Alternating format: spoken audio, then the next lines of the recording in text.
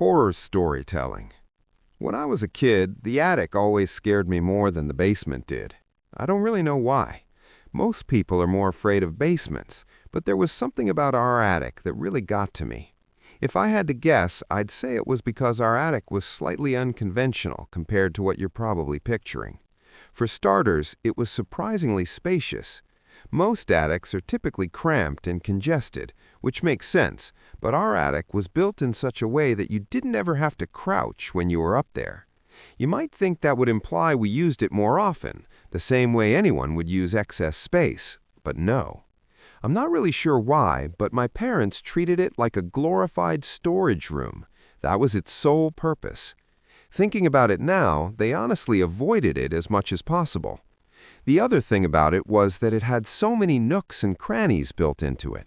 What I mean by that is the space was broken up by odd beams and small changes in elevation, almost like a makeshift maze. The beams were of uneven thickness, and there was no pattern to where they appeared. The result was that you couldn't stand in any one place out there and have a clear line of sight from one end to the other. And the uneven flooring was a nightmare. You could genuinely injure yourself up there if you weren't careful. My dad used to joke that one day one of us would slip on one of the joists, fall through the insulation, and puncture a hole in the ceiling. So you can imagine. The maze-like quality was what freaked me out the most. I really didn't like not being able to see the attic in its entirety, and every time I went up there I felt like someone was hiding behind one of the beams. But anyway, what I'm about to tell you happened so long ago that I don't have a ton of other memories from that period in my life.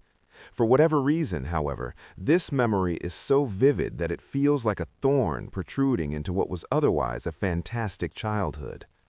It happened during the week, which I remember because I had school that day. I'm not sure exactly how old I was, but I was in middle school. I woke up one morning and noticed my feet were dirty. The bottoms were gray and grimy, and there was this fine layer of grit between my toes that I couldn't explain. I remember sitting on the edge of my bed, staring at them, trying to figure out what had happened. I hadn't gone outside the night before. I hadn't done anything unusual. I'd just gone to bed, fallen asleep, and woken up with filthy feet. Being a little kid and all, I didn't give it too much thought beyond that. I just washed my feet in the bathtub and went about my day. Things only escalated from there, though. A few days later, I found a box in my room that didn't belong there. It was the small cardboard box filled with old photographs, the kind my parents kept stored away in the attic. I had no memory of bringing it downstairs, and when I asked my mom about it, she just assumed I'd been rummaging through the attic for some reason. I told her I hadn't, but she didn't seem concerned. She just took the box back upstairs, and that was that. Then it happened again. I woke up one morning and found an old lamp sitting on my desk, this ugly brass thing that I vaguely recognized from the attic. This time I was sure I definitely hadn't brought that down.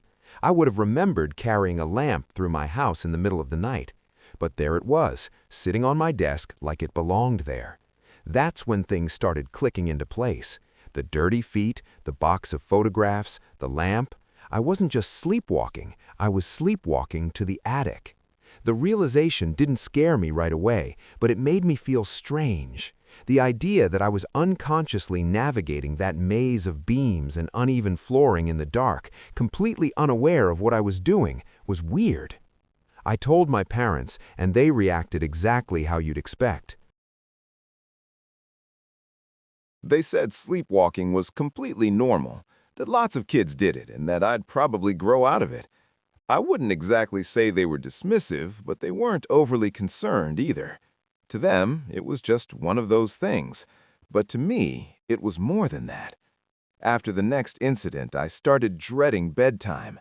I'd lie in bed for hours after I was supposed to go to sleep, fighting it because I was terrified of what might happen once I was unconscious. I obviously couldn't fight sleep forever, though, and every morning I would frantically check my feet to see if they were dirty. If they were clean, it had been a good night. If they were dirty, it had been a bad night.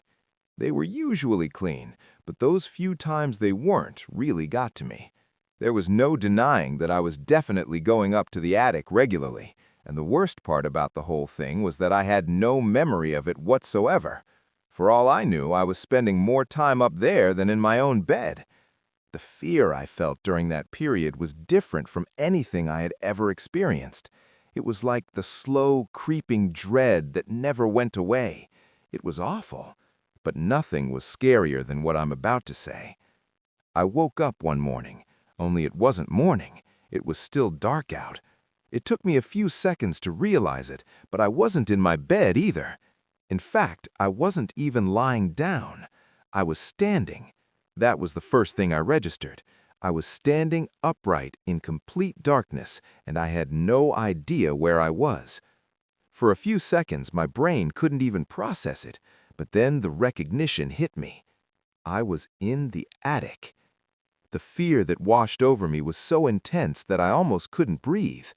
I was in the attic, in the middle of the night, in pitch-black darkness. I couldn't see a single thing.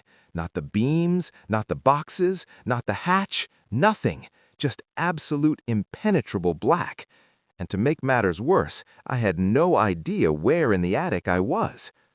I stood there for what felt like an eternity, too scared to move. It was like sleep paralysis times 100. I knew the layout of the attic, but only vaguely and only from memory.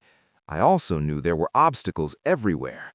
The idea of trying to find my way back to the hatch in complete darkness was almost unthinkable, but I couldn't just stand there forever, so I started moving slowly and painfully.